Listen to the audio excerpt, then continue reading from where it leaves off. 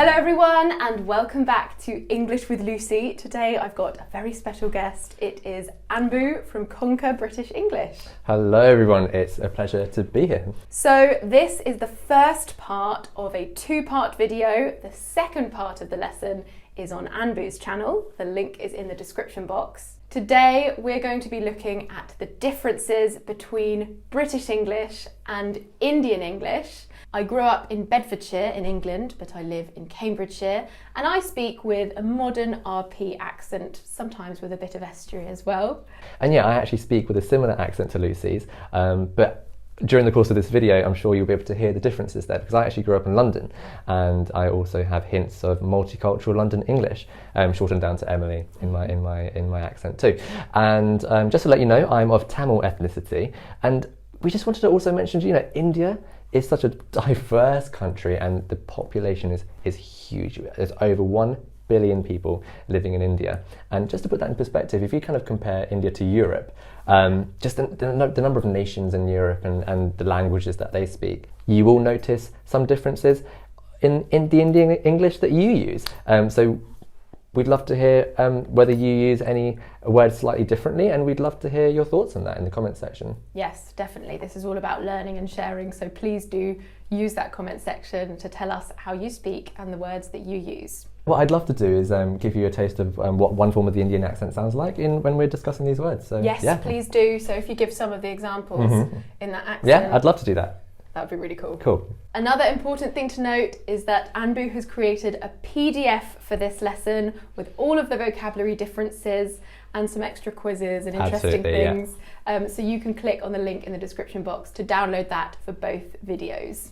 Okay, so the first one is this one. It's a vegetable, yeah, isn't it? I think so. I would call this okra. We would call it ladyfingers. That's so funny because ladyfingers is actually the name of a spongy biscuit. Oh, really? Yes, it's kind of the bottom layer of a tiramisu sometimes. Do you like the taste of ladyfingers in tiramisu?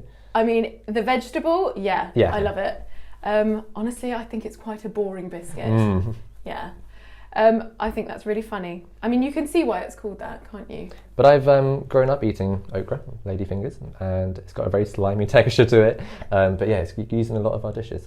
Yeah, it's not something that we cook with a lot here, but we absolutely love curries. I think we've actually named the chicken tikka masala as our national dish. It was voted as the British national dish. Really? So that's how much we love it. Yeah. So the next word we've got for you is... this one. Brinjal. You call it brinjal? Brinjal. That's so funny. I wonder where that comes from.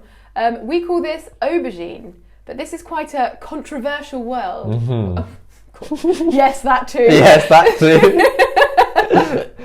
No, this is quite a controversial word because in American English they call it eggplant. And that's because eggplant. Because the flower bud looks like an egg. Have you ever seen it? I've never seen it. No. Oh, is that why? It's cool. We call it aubergine, brinjal. And brinjal. I'm going to start calling it brinjal. I'm going to start calling it eggplant. I love the accent. All right, the next one is this. It's the ingredient that makes up a lot of curries, and I eat it for breakfast a lot. We call it yogurt. In Indian English, it's often called curd, which is really interesting because curd actually has a different meaning, I guess, in British English. When we imagine curd, do we imagine different consistency? Yeah, isn't curd like the creamy part of milk? Exactly, yeah. In Indian English, you would often hear phrases like, could you add some curd to my dish? Or I'm just going to pop out and buy some curd. Or not pop out, because I guess pop out is a British saying. I'm going to go to the shops and buy some curd. Interesting. But like a dessert yogurt, so strawberry flavoured yogurt, you wouldn't say a pot of curd? No, I don't think you would, no. Okay, yeah. Interesting. The next one we've got is a really interesting one because I've grown up hearing it all the time, and it's often been a source of argument in the household. Ooh. This one is lark or lack. Okay. Yeah. So we don't have a picture for this one because I need to guess what it is. Lark. Lark, like a lark, but it's not spelled with an R. It's spelled L-A-K-H. Okay. Lark. Lark Something or to lack. do with luck? Nope. Something to do with the bird? No, it kind of sounds like it, Yeah. right? So 1 lakh is a unit in the Indian numbering system. It actually represents 100,000. In conversation, you might hear someone say, I bought that house for 10 lakhs. So that would be £1 million. Yeah, exactly, because 10 times 100,000 is 1 million. Right. I just think also it's amazing the way you can switch between those two accents. Thank you. That's so cool. So is that maybe because rupees are a smaller value, so you're more likely to have something? Perhaps. Because £100,000 is a lot. Absolutely. Yeah, So- that could be a viable reason. I think there might be a difference in the numbering systems as well across the different nations, so that will influence how we think about numbers, and then the term that we attribute to a particular sum of money or a particular number. Amazing, because I just would have no idea if someone told me 10 lakh. In my household, when we're talking about numbers, my parents always use lakhs. And my siblings and I, we use 100,000 or 1 million, and we often have miscommunication when we're talking about numbers. It leads to a lot of confusion in the household. Even within your own household. Yeah. All right, this next one. I wonder if you can tell what it is from the picture. In British English, we would refer to this as marriage. Mm-hmm. Now, you would often hear this being referred to as an alliance. Sounds really formal, doesn't it? Forming an alliance. It does. But yeah, that's often a term that... Would you also use marriage as well? Yeah, for sure. Okay. But in terms of an example sentence, someone could say that these two people are seeking an alliance, or they're looking for an alliance. That's so funny, because I would think that would be a business person looking to join forces with someone else, when actually it describes an emotional connection and an official one as well. Yeah. Let us know if marriage is often referred to in a different way from the part of India that you're from. So the next one is, when it's a rainy day and you just want to catch that bus, you're going to be waiting at a bus, how would you say it? A bus stop. Bus stop. In Indian English, you often hear it as bus stand or a bus halt. It makes sense. Yeah. Halt is kind of a more formal word. Yeah. Like a more old-fashioned word for stop in British English. Yeah. And then a stand, well, you stand there, don't you? Yeah. So yeah. Logical. And I guess they're maybe referring to the actual stand of the pole of the bus signs on the top. You're right. The signage. If I heard bus stand, I'd know exactly what is meant by Absolutely. it. But we definitely tend to say bus stop. Yeah. Okay, this next one is the word we use to address a man in a position of authority. For example, a teacher or your boss. I mean, in British English, we would just say first name terms for boss, or Mr. and then their surname for a teacher. I remember Mr. Purdom was my favourite teacher at school, so I would just call him Mr. Purdom or Mr. Yeah, that's absolutely right. In London, I've grown up calling my teachers Mr. Smith, for example. In India, you would refer to your male teacher as Sir, and that's quite commonplace. And your boss as Sir as well. So with the accent, it sounds something like this: Sir. So you would hear an Indian person saying, "Sir, can you please help me with the homework, please?" Sorry, I was just so in love with what you were saying. I really, really like the accent. It is just so gentle, isn't it? Like, it's almost like caressing the R sound. We do use the word sir. We do, don't we? But I would say for a boss, Yeah. that's too formal. That's almost showing too much inequality, I would think. But in some schools, it depends on the school's regulations. Maybe some private schools, places like that, would insist on a more formal code. Yeah, that's true. But I never had to call my teachers sir at school. What about female teachers? Females, so in British English we would say madam, wouldn't in a really formal setting. I'm just wondering whether sir and madam is used in India, because in an email you would say dear sir, madam. In Indian English we would refer to a male teacher as sir. How do you guys refer to your female teachers at school, or your female boss? Yeah, that would be really interesting to know, because we say miss or Mrs. depending on if they're married or not. Yeah, I'd like to know that. The next one is all about how we refer to members of our family. So Lucy, if I was to say that I met up with my brother yesterday, how would you understand that? That you met up with your male sibling. My male sibling, who is my immediate sibling, right? Yes, has the same parents. In Indian English, brother could also mean my male cousin. Interesting. So do you use the word cousin still? No, so this is why when we speak to a person who's speaking with British English, we would have to clarify that and say cousin brother. Oh. Even though it means cousin, you would often hear in Indian English someone referring to their cousin as their cousin brother. Interesting. Well, we would just say cousin. Mm-hmm. Yeah. Or cousin sister if it was a female.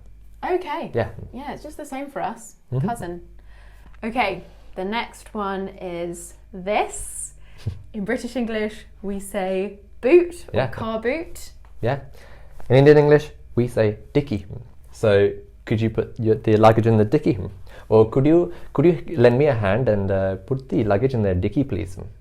Awesome. And we've also seen a couple of other spellings for it, like diggy as well. I guess it just depends on the pronunciation. I guess so. As we mentioned earlier, lots of different Indian accents, so I guess that's what influences the spelling there. Yeah. And again, this is another word that is also different in American English. They call it a trunk. They do, don't they? I've always imagined an elephant trunk whenever I hear trunk, so... Same. Don't want to put any luggage up there. Yeah. Oh God, that's not the worst joke ever. So the next one that I wanted to introduce you to is how we use the word current in our day-to-day life. Okay. So if I said current, what would you understand that as? Current as in the moment? Ooh, that is a good homophone, isn't it? Yes. The current, for it is in the current moment. In the current moment, Lucy and I are filming. But this version of current is used in day-to-day life for something else. Do you want to take a guess? Current as in like an ocean current or electricity current? Yes. So we use the word current to replace electricity. I could advise you, be careful of the current, Lucy, when you are plugging in the plug into the socket.